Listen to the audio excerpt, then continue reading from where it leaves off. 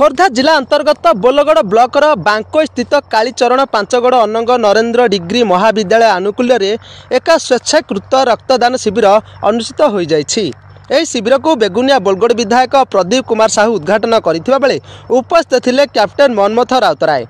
या सहित ब्लॉक अध्यक्षा हुलास प्रधान, जिला परिषद सभ्य सुभाष चंद्र रायगुरु, सरपंच रश्मिता राउतराय, बंशीधर साहू, प्रभाती राउतराय, जयकृष्ण फतेह सिंह, सुरेश सामंतराय और श्रीकांत त्रिपाठी उपस्थित रही सहयोगर हाथ बढ़ाई।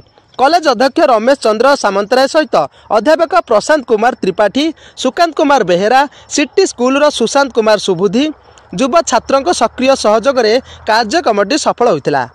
छात्र छात्री आंचलिक प्रतिनिधि, कॉलेज प्रशासन उद्यम और खोर्धा ब्लड बैंक द्वारा 50 यूनिट रक्त संगृहीत होता।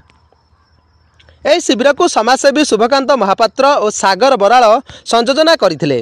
विधायक श्री साहू कहते यह हेउछि मोर तृतीय शिविर में आज सुधा 179 यूनिट रक्त संगृहीत होता बेले आगामी दिन में समस्त 40टी पंचायत और विभिन्न शिक्षानुष्ठान शिविर आयोजन करा जाई रक्तभाव दूरा करा जिवो।